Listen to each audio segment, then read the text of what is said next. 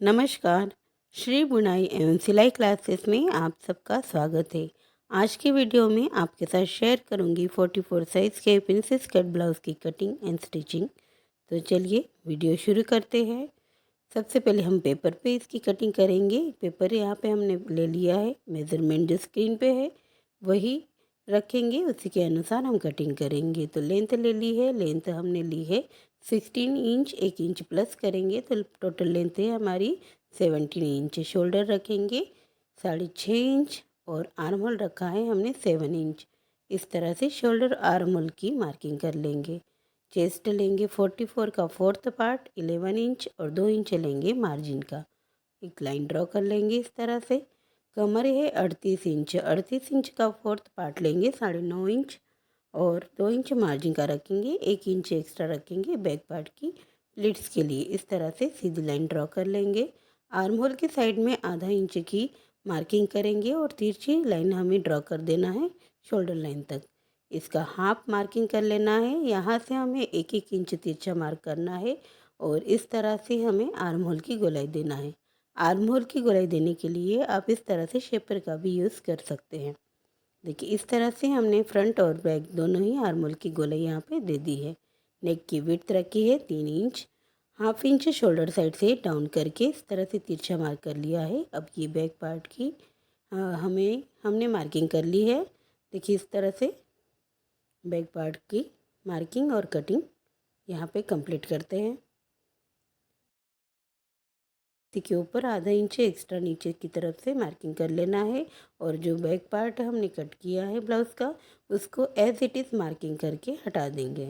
देखिए यहाँ पे एज इट इज़ मार्किंग कर ली है और आर्म होल की हम फिर से यहाँ पे एक मार्किंग कर लेते हैं और अब फ्रंट आर्म होल की शेप देने के लिए इस तरह से हमने फिर से फ्रंट आर्म होल के लिए इस तरह से मार्किंग कर ली है। तिरछा 1 इंच का निशान लगा के इस तरह से फ्रंट आर्म होल का शेप दे दिया है।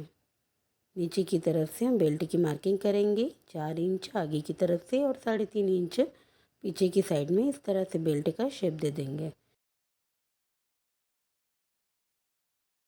मार्किंग कर लेते हैं। तो 3 इंच हमने गले की विड्थ रखी है, लेंथ रखी है 7 इंच और जहाँ लेंथ ख़त्म होती है वहाँ से विड्थ रखेंगे नेक की हम 3.5 इंच। इस तरह से गले का शेप यहाँ दे देंगे। टक्स पॉइंट की मार्किंग करेंगे 10 इंच पे और 10 इंच जहाँ टक्स पॉइंट हमारा आ रहा है वहाँ से आगे की तरफ से हम मार्किंग करेंगे 4.25 इंच। बेल्ट की साइड में हमने लिया था 4.5 इंच। इस तरह से शेपर की मदद से भी आप इसको शेप दे सकते हैं। नीचे जहाँ 4.5 इंच मार्क किया था उसके आगे रखेंगे 1.5 इंच और आगे इस तरफ रखेंगे आधा इंच। इस तरह से हमें मार्किंग कर लेना है और इस तरह से प्रिंसेस कट का शेप दे देना है। ब्लाउज़ की साइड में हमें 1 इंच नीचे की तरफ से आधा इंच ऊपर की तरफ आर्म होल साइड में बढ़ा देना है। इस तरह से हम फ्रंट पार्ट की भी मार्किंग इस तरह से कंप्लीट करते हैं। अब यहाँ से इसकी कटिंग करेंगे। देखिए इस तरह से हमें बेल्ट को 1 इंच छोटा ही रखना है और प्रिंसेस कट के पार्ट को 1 इंच बड़ा रखकर इस तरह से कटिंग कंप्लीट कर लेना है।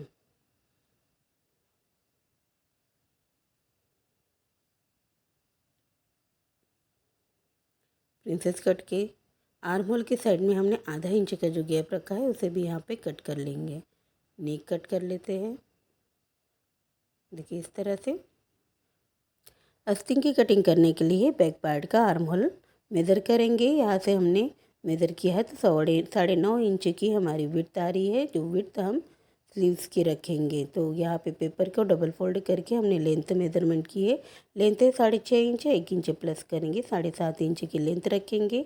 ऊपर से भी एक लाइन ड्रॉ करेंगे और जो आर्म होल की हमने चौड़ाई गोलाई नापी थी वही हमें स्लीव्स की चौड़ाई रखना है। तो इस तरह से हमने 9.5 इंच पे मार्किंग किया है, 3 इंच डाउन कर लिया है और यहाँ से इस तरह से तिरछी लाइन खींच के स्लीव्स में जोड़ दी है। इस लाइन को हम हाफ मार्किंग कर लेंगे और उसका भी हाफ करके एक और मार्क करेंगे। पहले मार्क पे 10 दोनों साइड में आधा आधा इंच का मार्क करेंगे और दूसरे मार्क के साथ एक साइड में ही आधा इंच का मार्क करके इस तरह से वी शेप दे देना है स्लीव्स के लिए। देखिए इस तरह से हमें वी शेप में स्लीव्स की मार्किंग कर लेना है। नीचे की तरफ राउंड ले लेंगे, स्लीव्स का राउंड ले लेंगे 8 इंच 2 इंच मार्जिन का। इस तरह से देखिए इस तरह से हमें मार्किंग कर लेना है और इसकी कटिंग कर लेंगे।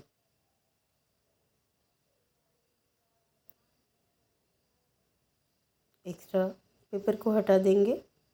इस तरह से ओपन करके गहराई वाले पार्ट को भी हम कट कर लेंगे। इस तरह से हमारी पेपर पे कटिंग कंप्लीट हो गई है। अस्तर के कपड़े पर जो पेपर कटिंग हमने की है उसको एज इट इज़ रख कर मार्किंग करके हमें उसको कट कर लेना है।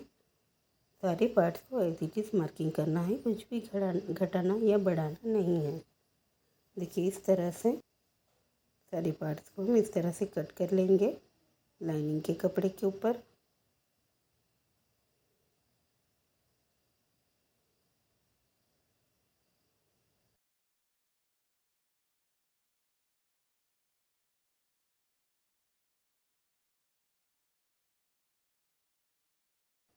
मेन फैब्रिक के ऊपर भी हमें इनको रख कर आधा इंच के एक्स्ट्रा कपड़ा छोड़ते हुए हम इसकी कटिंग कर लेंगे। अब हम इसकी स्टिचिंग करेंगे तो बेल्ट को मेन फैब्रिक के ऊपर रखकर इस तरह से नीचे की साइड से 1 सेंटीमीटर की लाइन खींच लेंगे सिलाई लगाने के लिए।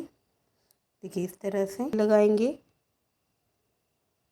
इसको फोल्ड कर देंगे और बेल्ट के चारों तरफ से हमें सिलाई लगा लेना है। किनारे की फिनिशिंग के साथ हमें सिलाई लगाना है और बेल्ट का पार्ट यहाँ पे हम इसको कंप्लीट कर लेंगे। दोनों ही पार्ट इसी तरह से हमें रेडी करना है। अब प्रिंसेस कट का जो पार्ट है उसको भी हम इस तरह से मेन फैब्रिक के साथ जोड़ लेंगे, चारों तरफ से किनारे की सिलाई लगाते हुए और एक्स्ट्रा कपड़ा कट कर लेंगे। सारे ही पार्ट हमें इसी तरह से जॉइन कर लेना है और एक्स्ट्रा कपड़े को कट करके हटा देना है।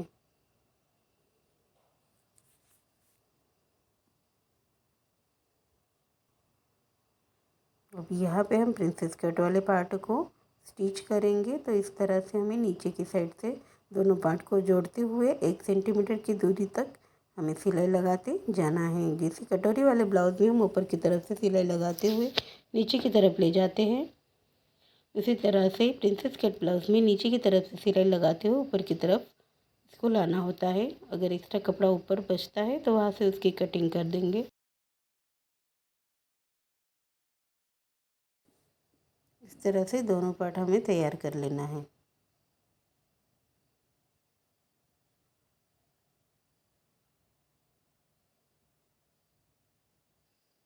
अब हमें इसमें बेल्ट जॉइन कर लेना है तो हम यहाँ पे बेल्ट जॉइन कर लेंगे नीचे की साइड में।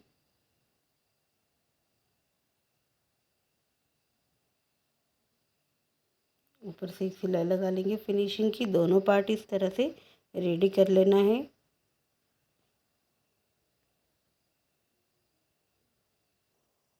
दोनों पार्ट्स हम चेक कर लेंगे, कोई पार्ट छोटा बड़ा तो नहीं है। देखो दोनों पार्ट यहाँ पे सेम आ रहे हैं।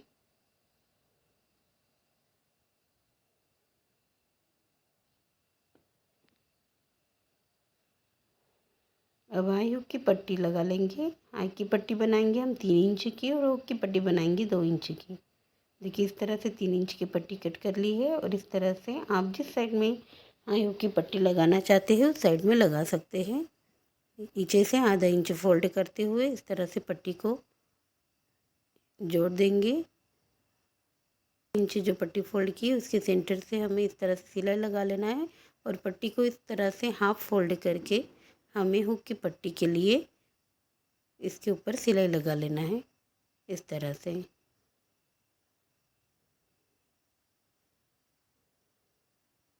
देखिए इस तरह से सिलाई लगा लेंगे।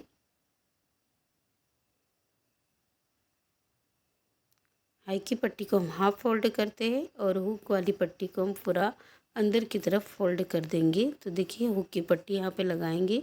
2 इंच की पट्टी यहाँ पे मैंने कट की है। आधा गले की पट्टी आप चाहे तो यहाँ पे शेप में भी कट कर सकते हैं और एक पट्टी कट करके 1.5 इंच की इस तरह से गले में ज्वाइन कर सकते हैं।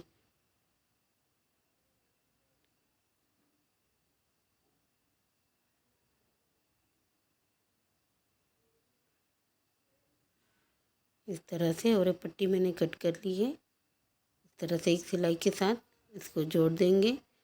हल्के हल्के से कट लगाएंगे पूरे गले में और पट्टी को फोल्ड कर देंगे। और इस तरह से ऊपर से फिनिशिंग की एक सिलाई लगा लेंगे। पट्टी को अंदर की तरफ फोल्ड करके ऊपर से भी एक फिनिशिंग की सिलाई लगा लेंगे।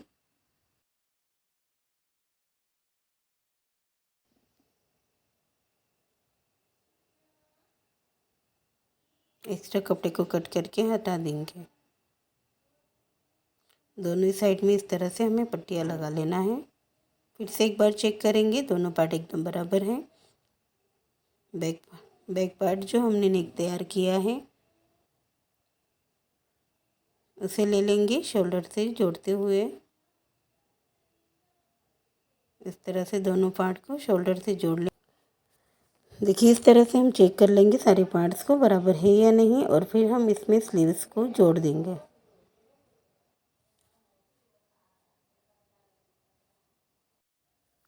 स्लीव के सेंटर को हम शोल्डर के सेंटर पर रख देंगे और सेंटर से सिलाई लगाना शुरू करते हुए स्लीव्स को दोनों तरफ से जोड़ लेंगे। देखिए इस तरह से सेंटर मैच करना है और फिर यहाँ से सिलाई लगाते हुए आस्तीन को हम ब्लाउज़ के साथ जोड़ देंगे। दोनों स्लीव्स का हम इस तरह से जोड़ देंगे।